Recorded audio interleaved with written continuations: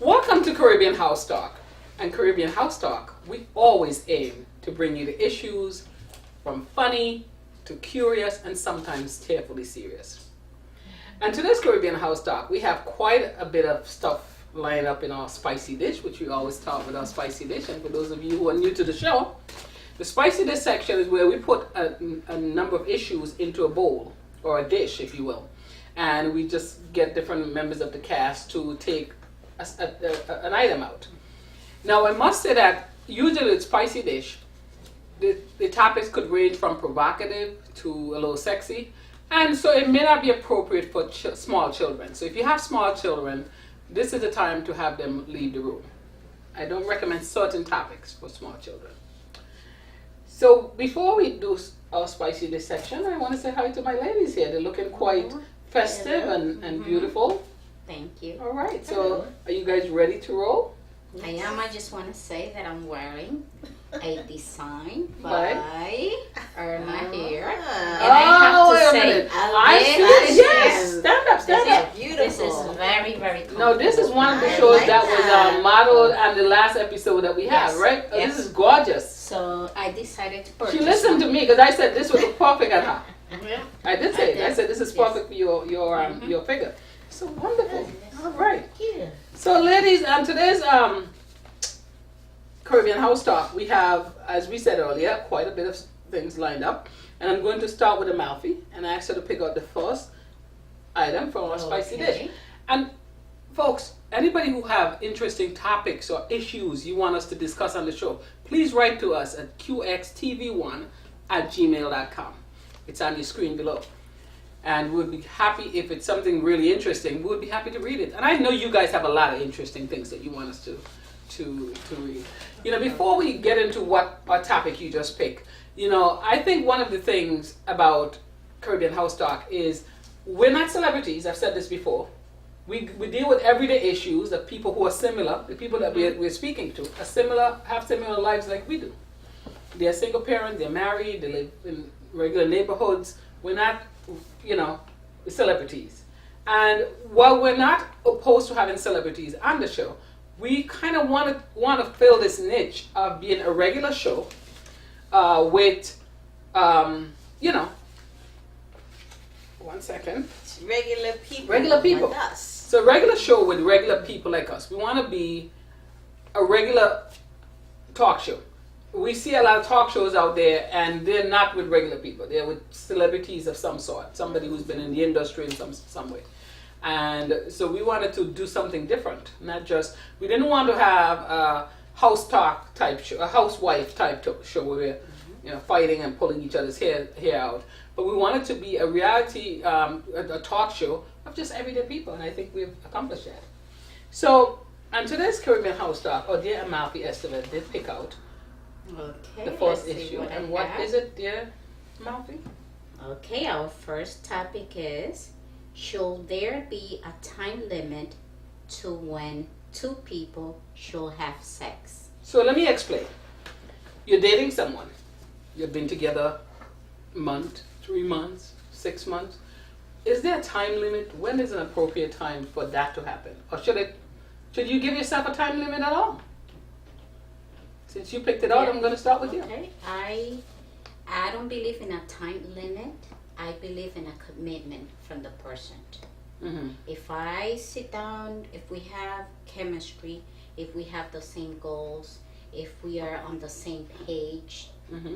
and he tells me that he wants a committed relationship, Mm-hmm. I wouldn't take the time into account that much.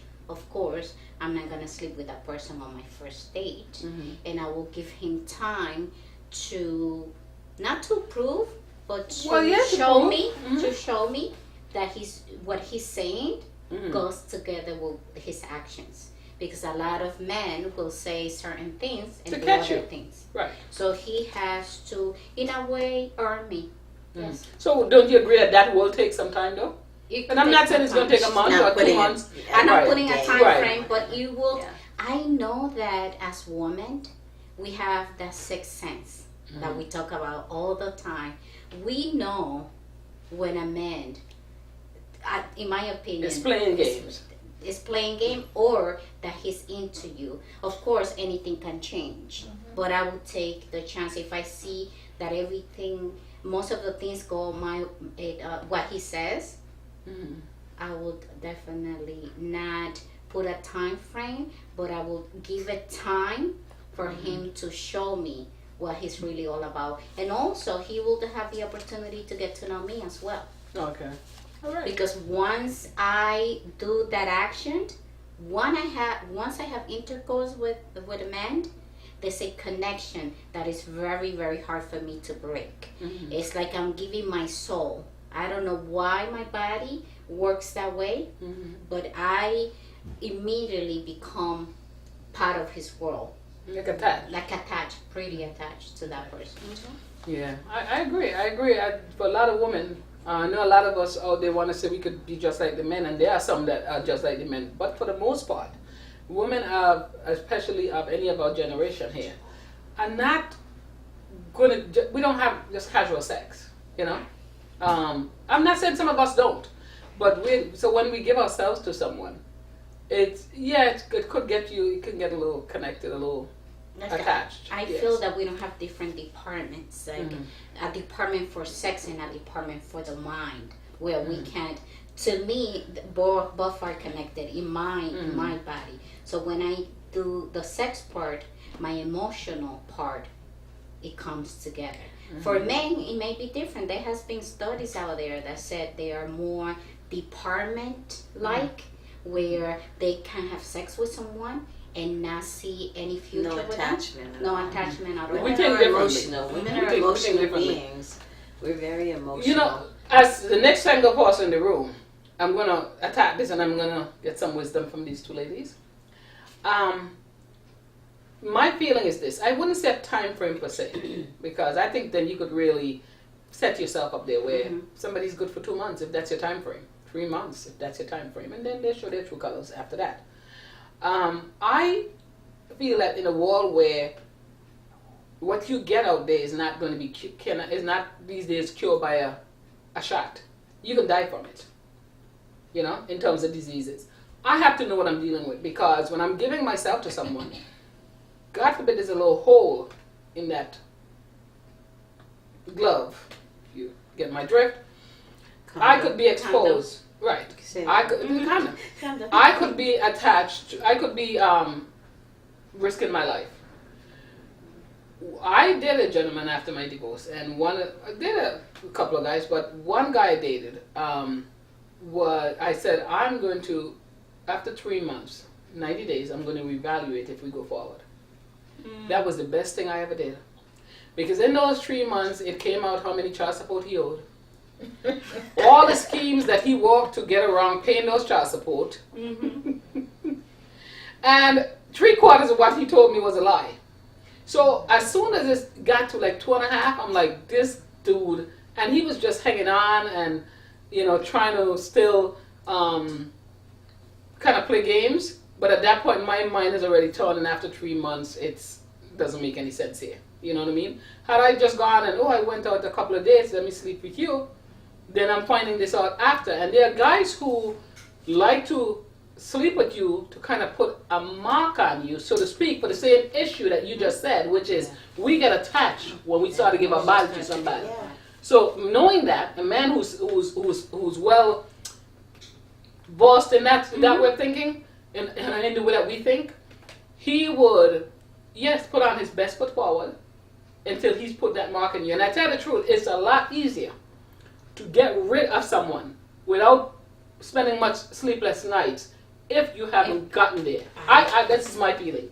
I think when you've given your body to someone and you've gone there, that it is harder for you to pull away and not be mentally attached. You know, to attach mentally as well, not just the physical, mentally. So I say, not a time frame per se, but give yourself some good time. I say when you live in a world where people will tell you what you want to hear. If they know that you're looking for commitment, they'll tell you, I'm not just looking for a girlfriend. I want a wife. I'm looking for somebody to commit to, because you've spoken to them and they know that that's what you're looking for. And my daughter, taught me something. One day we were talking about relationships, and she said, "You know what? You do it when you're speaking to a guy. Let him tell as much about himself as possible. Don't we women pretend, I'm looking for this, I'm looking. No, let him talk, and you just listen, and then of course you'll talk and see how good he is at listening to your needs, right? Is it all about him? All about his kids? You might be a good father, and I love your kids.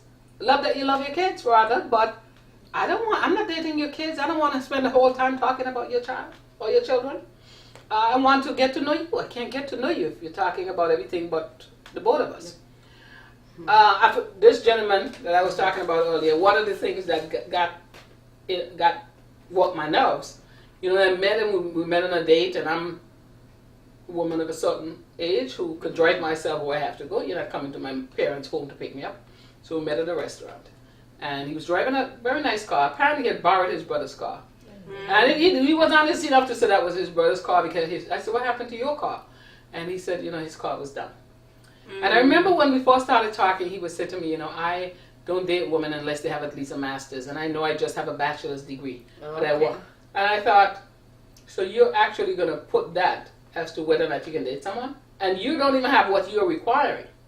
And by the second and the third date, it was obvious he did not have a car. At this stage in my life, I'm going to pick you up to take you to a date? I don't think so. And one day I just very nicely said to him, "You remember how you said to me that you won't date anyone who don't have a master's? I don't date people who don't have a car. I said I will not date a man who does not have a car. When I have to pick you up to go on a date, that's a problem.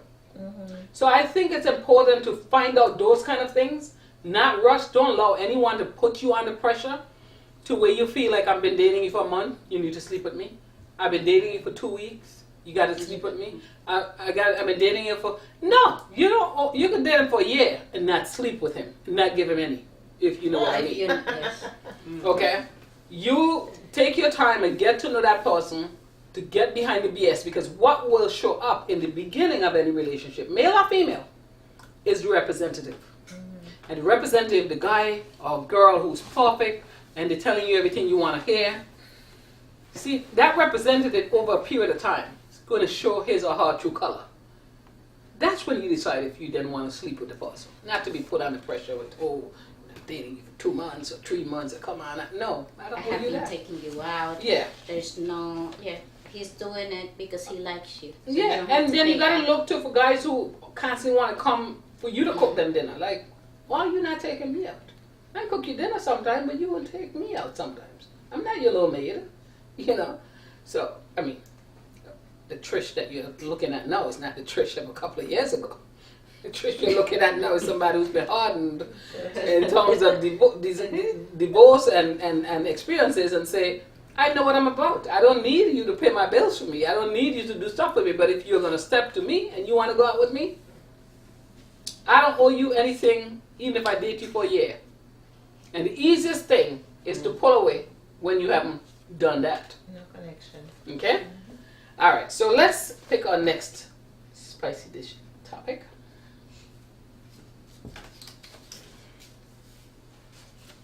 Should step-parents ever discipline children?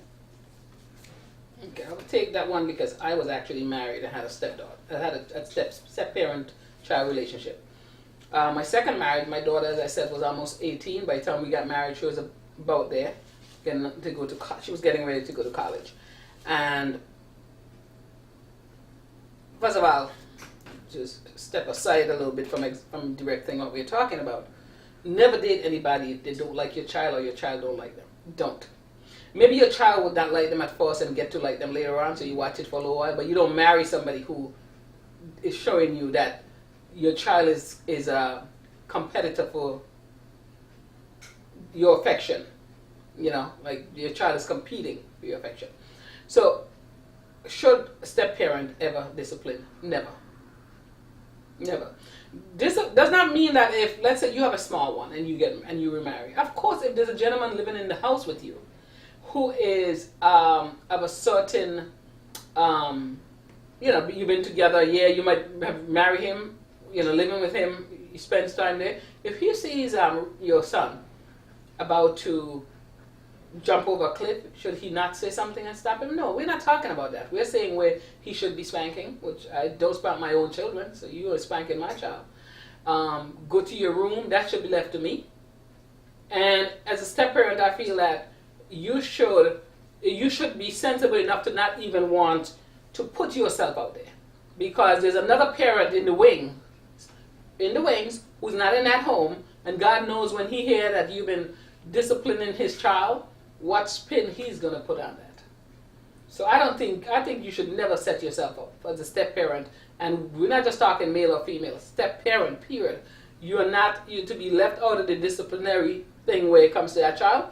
I think you should, never take that bait. I think you should just steer from that. What is your thoughts, Amalfi? I feel that it depends on the situation.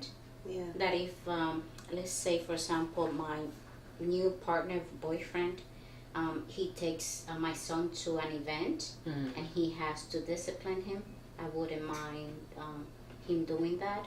Also, if the person that I choose, I hope that is a very fair person, and that the same way that he treats me with respect, he will treat my son. And yes, I wouldn't mind him guiding my son, because he's at a pretty young age. Guide, but not discipline. Discipline is not for him. I don't know. That's in your opinion. Yeah, Well, my She's opinion. stating- That's true. Yeah, her opinion is a little bit different. I feel that I would welcome the right discipline. And you know what? You're younger. Your child is younger too. So it's kind of hard to think a step parent is not going to have to step in and say something and try to, Because correct him it's- and things. Correct him, and also coming from a male perspective, I think that will help me as well, because he's a man, I'm a woman, and I think men may be able to see things different, and he may be able to help me. But I will make sure to let my son know, that this is not your father. Well, he's here. As a father we are figure. family. Mhm. We're family now. You have your father, but now mommy has a new person in here, and he's gonna help me with you. All we want for you is the best. So I will try to explain it to him that way. So communication will be a key factor. And I think to be respectful, because saying that he shouldn't be disciplining the child doesn't mean he shouldn't guide the child. Doesn't mean that he cannot. I don't mean that he should not be able to speak to the child. And surely that child ought to have respect for that gentleman or that lady, just like he should any adult. So we're not talking that, you can't talk to my child, don't touch my child, don't this, don't that. No, but let's say your parents who believe in spanking. That's their parent. I think that's one of the. I don't spank my children, but let's say I was a parent who did spank, right? And some parents do. That sort of thing is not for that step parent, because he could set himself up where that biological parent Right. could use that. Next thing you know, let's say he's a teacher or he's a whatever, could use that to try to say he hit my child, he did this, and then this person life is ruined. So it's not just from me. It's saying that as a step parent, you can't win when you go but so far with disciplining a child. And you have to be careful. It's a ground that you have to tread on very, very carefully, because you could really have some repercussions coming there from the side of the other parent, the other biological parent. So Yeah. I think the age of the child has a lot to do with it too. My parents, when my mother was divorced, had 2 children, 2 very small children, maybe like 1, 2 years old. And then my father came in the picture, and he raised those children. So but yes, the other person wasn't in the he wasn't really kind of in the picture, but my dad is the one who raised them, and he raised all his children as his own. Same with other members, brothers in my family. They have stepchildren, and there is no difference. Everybody is the same. They're all, they're all your kids. But again, it kind of depends at the time, the age when you get those kids in your life. That's the key. That makes a big That is the difference. key. The age. Because Yeah. your dad got those children when they were young. So see, that was more of a parent than a step parent. And especially if the other parent, I tell you the sad thing, it is easier on a step parent when the other parent is not in the picture. That doesn't mean you prefer that, because any child loves to have their biological parent. Biological. But I think those relationships go smoother because there's not a tendency. Like, let's say for instance, you're divorced, and you are divorced, right? You're divorced, and the spouse, whoever that person is, the spouse is not the one who wanted the divorce. Now you're dating somebody or you're married to somebody, and your son is older. And you know when they get older, as sweet as they could be a little manipulated. So now they could use that situation with their biological parent to, cause some issues. So I think sometimes when there's not a parent, like say you are a widow, let's say you are a widow and you remarry. That situation more often than not goes a lot smoother It does. than when there's a parent, especially when it's a parent in the wings that didn't want that divorce. That's more where I'm coming from, is that you gotta be so careful about the situation and what that person could get themselves into very innocently, just trying to guide this youngster, who they live in the house with. But I also think then it's you. You are the mother of that child, the father. Then you need to take responsibility, and you need to. It's not just the boundaries of the step parent. It's how you raise your child too. And you tell your child has to respect that person. If that person's not hitting you or doing anything wrong, they have to give them respect. And when they get out of line, you need to step in and do your job and discipline them, especially if you don't want anybody else to do it. Right. You have to make sure that your child is doing what they're supposed to do and being respectful. And I'm not really giving any thought or any attention to what the other parent is going to say. I am in my house. I can communicate with him and say this is what's going on at home, in case my son comes to you and says, this is what mommy's doing at home. But I would not give it a thought. That's my household. That's my home. We're going to have a family at home. He's somewhere else. Okay, what about when he is seeing someone and that person is allowed to discipline your son when he visits? If my son is doing something incorrect, I wouldn't mind. As Okay, long but what if she's sending him to his room or spanking him or... no, Send him spanking, to his room. send So him to what? his room. That's Okay. fine. That one is not too that bad. one, Yeah. No, that one is spanking. That will probably upset me. I would have a conversation with her, and I wouldn't even have a conversation with the father. That's I who will the speak. conversation should be Yeah. with, because the discipline should have been left to the father. There shouldn't have been a reason for the woman to have to spank him if the father's doing his job. If the father is there, I don't know. I don't know. No, I'm what- saying you're divorced and your son or daughter goes to the father's house and he has a female there. There's no reason for the female there to have to You have to spank discipline. him if the dad is disciplining his child. I send my child to you, not to your girlfriend or your new wife. It's for you to handle. That's true. So I guess what we're coming out, what about you, Amma? What is your feeling? Like, you never had to experience this, but... Not quite. I never did. So But- I'm but kind of a little quiet here because I have No, you're still know, good. but Good I haven't feedback. experienced it either. Right. You know, as far as my own personal relationship with my husband, we don't have that. But My daughter was older when I remarried, but it still was hard in the beginning because she didn't particularly care for him. And he made it clear that he didn't particularly care for her attitude. And eventually, she accepted this is who I wanted, But it was always like you felt like you had two kids and they were fighting for your attention. She understood, but this grown person who was there, like almost like competing. So that I think made it more. And like I said, she was older, so she wasn't going to listen to anything he said. She wasn't listening to me at that stage. She wasn't. She wasn't listening to me at that stage. But it's tricky when it's younger ones, well, go ahead. What were you gonna say? No, I was just saying that I don't think it's an issue. Depends on what the child is doing, or because there are times when it has to be done right away. Probably biological parent is not there and the step parent is there at the time, and it's right and proper for that parent to step in as a parent and say or do something within the frame of what Right. the child did, not overdo because you're the parent. You will overdo your or misuse your authority at that point. You're right. So I think as long as it's within what you would consider a proper form of reacting to the situation, then okay, it's okay. Right. Yeah. Okay. It's a tricky one, but with everything It is else, tricky. it's not it's not, nothing is black or white. So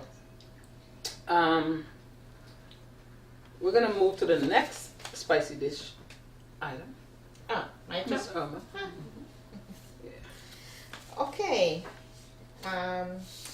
On this point in time of our discussion, the next topic is: should you ever give an ex a second chance? An ex-boyfriend, ex-girlfriend, a second chance. Ex-boy or girlfriend a second chance? What say you, Amalfi? No. Not and I'm basing this answer on my experience. I gave him a lot of second chances. You don't have to be divorced to give people a second chance. No, but let's deal with the issue of, well, Oh, you're it right. fits in there. You're right. She's right. You're right. Yeah. Okay. I gave him so many second chances, and what happens is you create a pattern.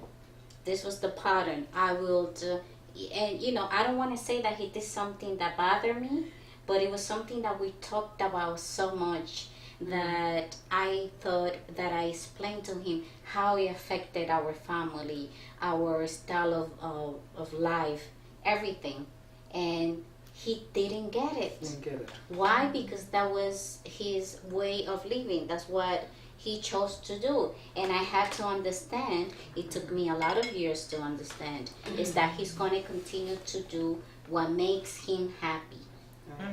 And that's what he did. And I won't give it a second chance, because it's going to be the same thing is going to happen. You're going to go back to square one every single time. Wow.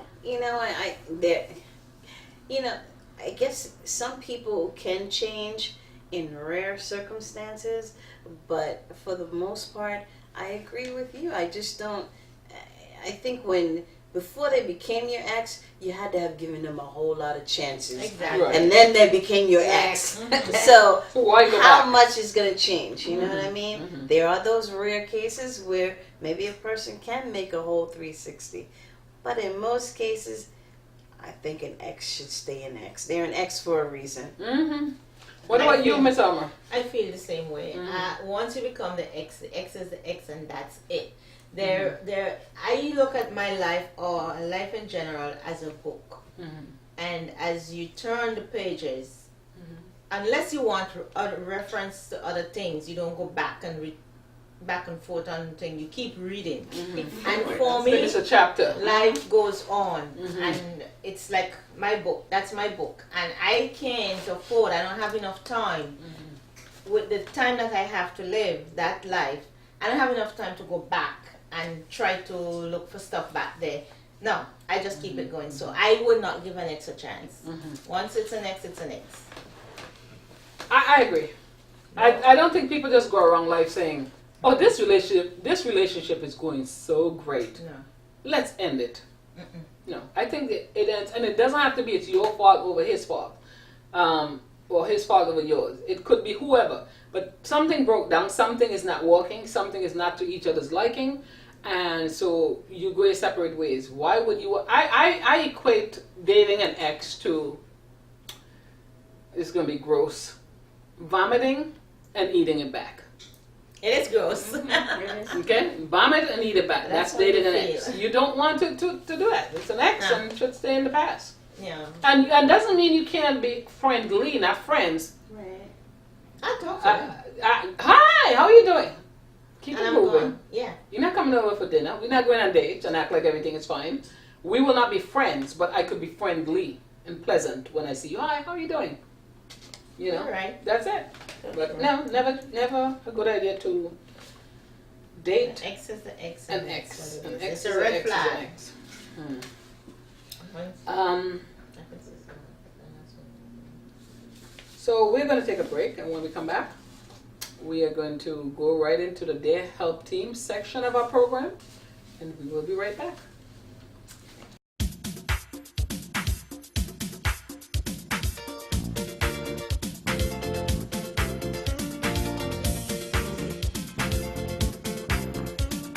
I'm Trish, I'm a mountain. I'm Irma. And I'm Caroline. and we are the Caribbean House Talk.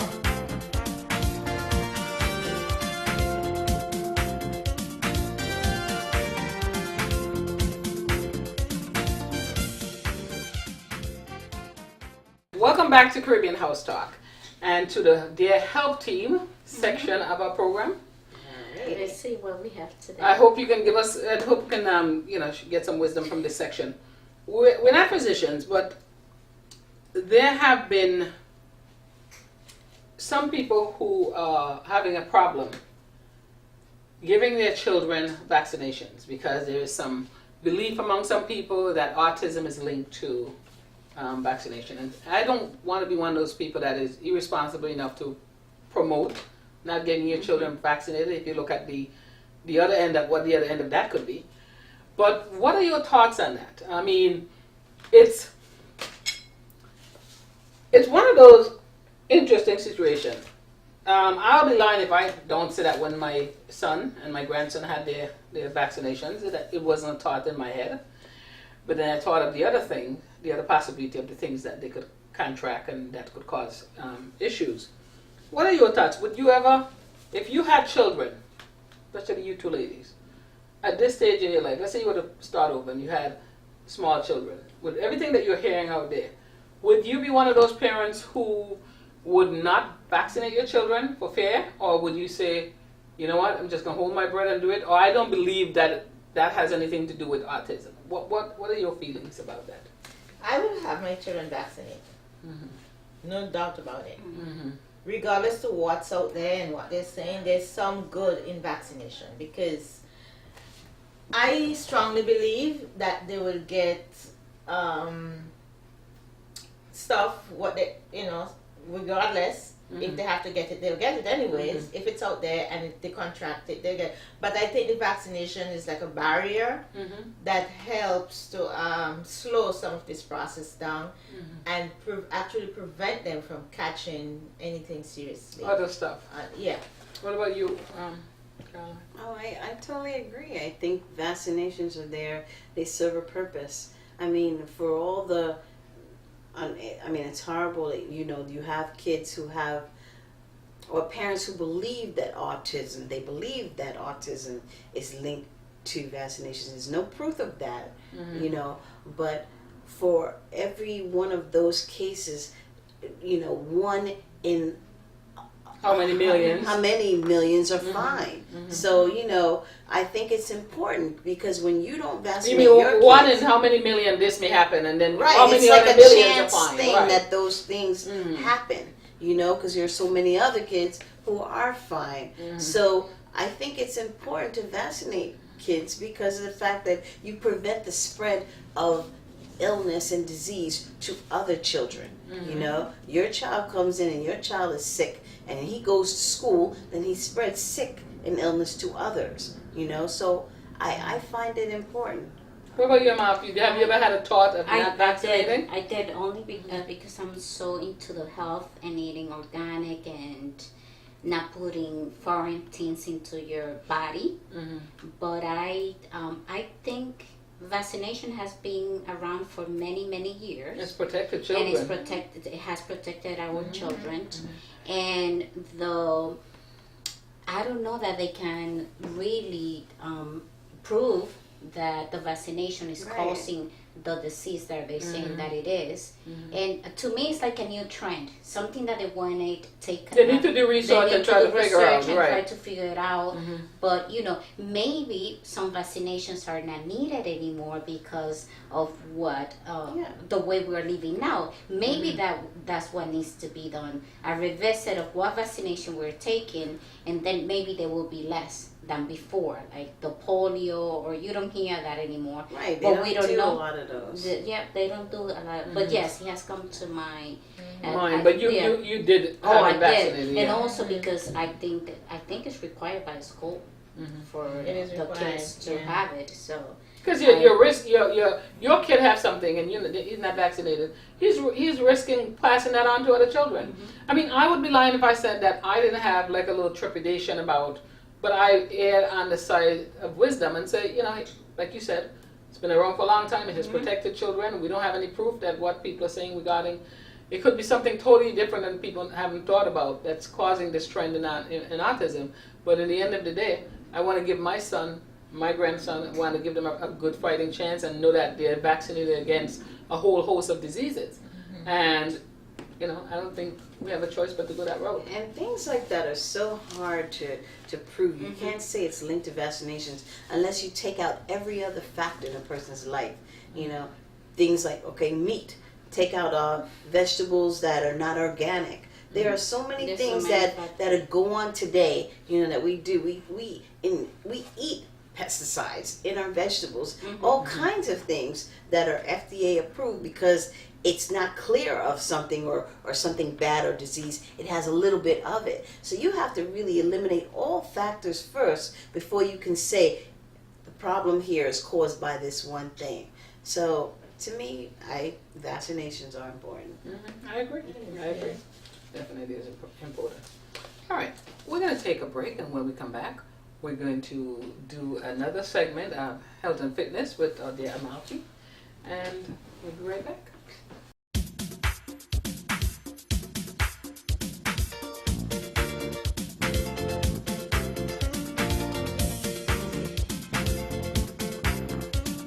I'm Trish. I'm announcing. I'm Irma, And I'm Caroline. And we are the Caribbean House Talk.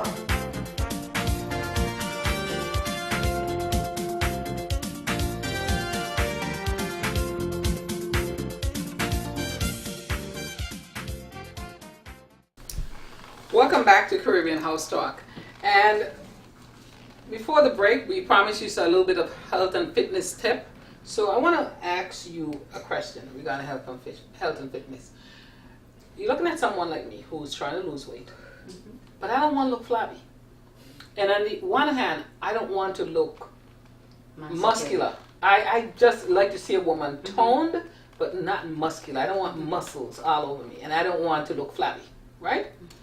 And with age, you're already losing muscle mass. So do you recommend that someone should lose the weight and then start working out or lifting weights or what have you, or do you say they should keep toning as they're trying to lose weight? What would you recommend? My recommendation would be to do it together.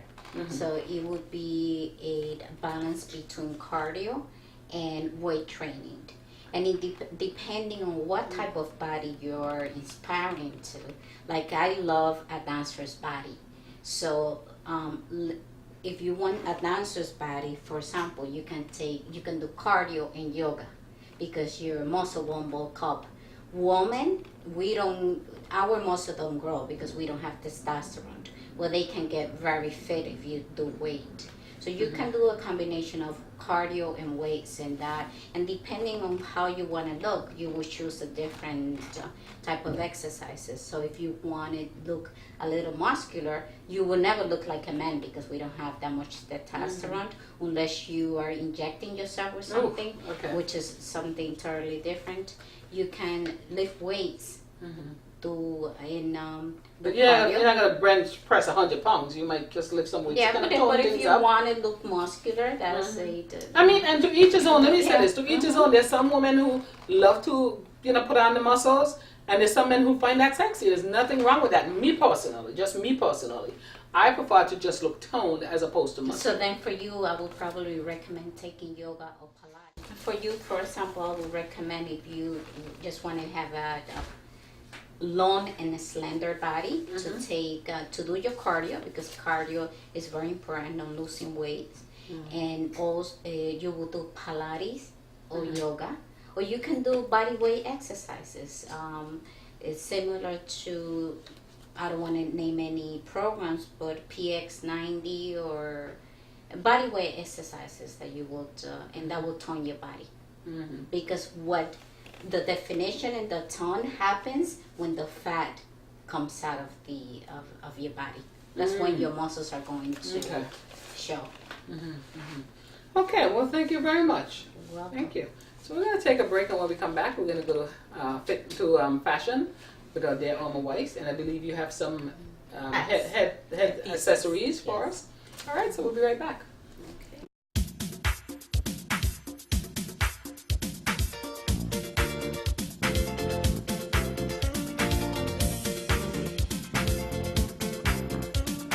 I'm Trish. I'm a mountain. I'm Irma, And I'm Caroline. and we are the Caribbean House Talk.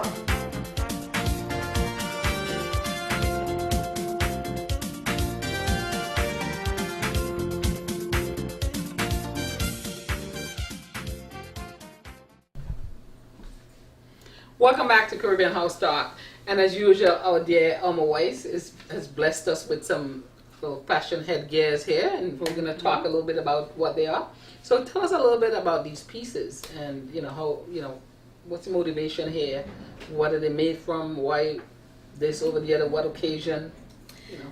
Okay, I have here 3 of my hats that I did couple months ago. I started out doing bridal headpieces, birdcage veils, and ordinary traditional veils that I do, along with my bridal work. And for 1 year, I had a very interesting client. She was the mother of the bride. She didn't want to wear ordinary traditional hat. She didn't want a headpiece from any glitz, glamoury, shiny, blingy look. So I came up with a hat. I think they have a name for these things. I really don't know the official name, but my hats are like this kind of thing. But I made something similar, very, very similar to this hat for the mother of the bride about 3 years ago. And I got the piece in the city. I'm in New York City. Piece meaning this part. I had the base of it, the bottom piece, which is just this, without the piece, the addition, the decorations in it. And I actually got this as a iron-on thing, iron-on applique, and I attach it here with a little glue. And this piece is what you use to actually make a wreath. We use it to make the wreath, to cover the structure of the wreath, and to put the stuff in it. So I just stick it and I just twist it up a little bit and stick it on there. And this is a little piece of the veil from a birdcage veil that I made a couple years ago. And these are some feathers that I used that was left over from a dress that I worked on for a client. And in the back here, I put some studs just to give it a little pizzazz. Oh. Okay. Yeah. So in the back there's the studs. So you see the studs from the back view, and the feathers flapping over it. And this is basically what I did to put this together.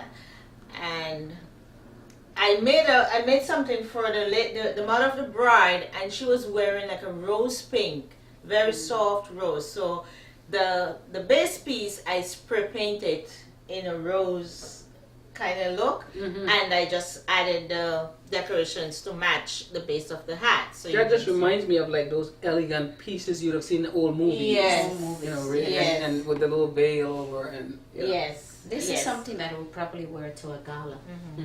But usually on these things, what you do to hold it on the head is that you put either a comb in the back here or a bandeau, as we would call a bandeau, so it sticks on, it stays down on your head. But these doesn't have, because these are displays that I made. So what I do is, if you see something that you like, or you see these things and you want to order one, then you tell me the colors you want, and I make it so it can stay on your head properly. These doesn't have this stuff to stay on, because these are not for sale. These are just displays. Display that I have. pieces. Okay. And here I just did this. This one is just simple, just the trim I have left over from another project, and some feathers that I had from another project, and I just hot glue it together and put it on this hat. All right. And this one, Very and nice. this one was and the same process, but these are like from flowers, those artificial flowers. Okay. You take them apart with the feathers, glue it on, and a little piece of thing just for pizzazz, a little trim hanging here. Oh. So And not the then veil, that- but this no. has like a little. Yeah, just for pizzazz, and it's Nice. just on one side, not the entire hat have that one. Nice. And all these pieces were in my avant-garde fashion show. If you want to order this, you can go to. Alma's Fashion at Etsy.com. You can see the information on the bottom of your screen. All right, this is very nice. I mean, this is they're so elegant. They're like the kind. I mean, I would think that these are things that you would wear to like really high fashion type things, And weddings, my nice galas. My husband said, "Oh, why don't you start a trend and bring these things back? You can start wearing them." But I don't want to share. She But I do make them for clients. People order them all the time, especially when they have weddings and special occasions. No, I just have to ask you something. Is there a reason that this one goes on the bald mannequin? Not The really. reason why this is on the ball mannequin, honestly, is because I have nowhere else to put it, and I don't okay. have a wig for her as Okay. yet. She's in the process of being fitted for a wig, so All right. So there's you'll not see a. her all dressed up next time. Okay. All right. This is very nice. I'm just wondering. I see two with hair, and this one doesn't, and this hat is sitting on there. I just wondered if there was any significance to that. No. One being on the bald, one head. So now I've been corrected. But these are very, very nice pieces. They're very, very nice pieces. Thank you very much. It really takes you back to the old, Very nice. elegant, Yeah. over the top type of days when It's- people would it's- wear things It's like all this. about being, creative. Honestly, I would not know what I'm going to finish with when I start. I just keep going, and then when I see it's enough, I just stop. But it's about It's amazing the just things that you come up with and how you using just. your head. Yeah, using your head. Well, thank you. Thank you very much. You like this one? Yeah. Yeah, that's it. Yeah, I really, I love, Uh-huh. I love them all, but this one just has something, a Yeah. little I feathery, think it's a a little face, veil, Yeah. It was basically based on that, the one that the lady wanted for the mother of the bride, Mm-hmm. and I got a couple calls Mm-hmm. from that. Definitely fashion pieces, kind of things that, Yeah. you would get attention if you wear these pieces. Yes. Thank you very much. Welcome. All right, so thank you very much for bringing us these beautiful fashions. And when we come back, we're going to go to our cooking segment where we're going to be making mac and cheese. I know. All right, right? so- Put a little twist on Twist. it. Yes. Let's see. We'll be right back. Oh no, that's really nice.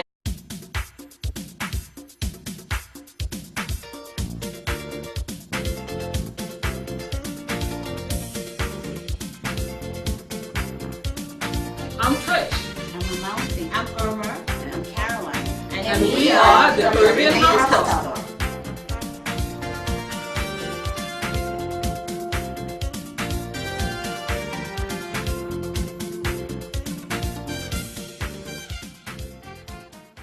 Hi, and welcome back to Caribbean House Talk. We're now at the cooking segment of our show, and today we're going to be making scrumptious macaroni and cheese.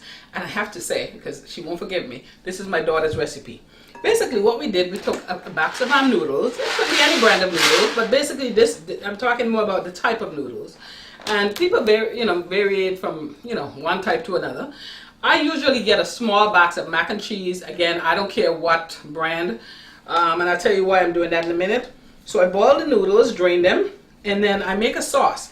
And the sauce is made with about 4 ounces of mild cheddar cheese and an ounce of sharp 8 ounces of sharp cheddar cheese. So I kind of put, everybody it's about their taste, but I kind of put more sharp. I like the taste of the sharp cheddar cheese than the mild. And I put half of this, a full pack of sharp. I put a half of Velveeta. I put a can or so of cream cheese, or regular cream cheese. I take some Larry's seasoned salt and sprinkle it into this mixture to taste. I usually put in the pot some evaporated milk. Some people, if you're more health conscious and which I recommend, and you want to do something with less fat, you could use almond milk or low-fat milk. You can use a low-fat version of the cream cheese. And basically what I do is I put the milk, let it get hot. I add the cream cheese, the Velveeta, the sharp and mild cheddar, the Larry's seasoned salt, and I just stir it until it mixes. Stir it until it mixes into this nice cheesy mixture.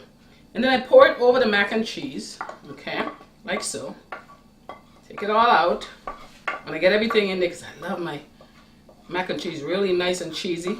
I like to taste the different variation of cheeses. I also, what I do with the sauce, which I started to tell you, is I get the little mixture that comes with the mac and cheese, and I put about 1 to a half, I would say half of it in there. So I usually get that just so I could add that extra variation of cheesiness to this mixture. So I mix it all in here, scrape it all in there. You don't want to waste, this is precious stuff. And then I just basically mix it like so. Mix it into the noodles. Mix it into the noodles. Okay. All right, and it's getting really nice and cheesy. Real nice and cheesy. Oozing cheeses. And so I put it into this baking thing here. Okay. And this is going to be dinner for me today. Ooh, nice cheesy mixture. All right, so once that's done, spread it out in this baking tray. I then take a little bit of breadcrumbs. Doesn't matter what brand. Again, we're not about brands here. We're just giving you the ingredients, and you can pick whatever brand you prefer. And a lot of what we're trying to do here is about taste. Some people like a lot of Larry's to get that taste. Some people like less cheese. Some people need the more health conscious version with low fat or with the almond milk instead of regular milk. And then we just sprinkle some of the the breadcrumbs into on the top of this. That's going to make it nice and crunchy. And of course, as the magic of television would have it, we're going to put this in the oven at 350 degrees and probably for about an hour or so, and stick it in there. And magic of television, we have another one finished for you. Of course, it's more in the interest of time. And this is the one that we have. I'm going to just take a little sample out of it. Just taste this. I don't want to burn my mouth, but I have to sample to see if it measured up. Very good, very good. I think mine is very similar to my daughter's, and I said that those are some big shoes to fill. So thank you for watching Caribbean House Talk. Please join us in the next edition of Caribbean House Talk. If you have show ideas or questions or things you want us to discuss on the show, you can always write to us at qxtv1@gmail.com. That's the email address on the screen below. That's QEXTV1@gmail.com. Thank you and see you next time. Bye-bye.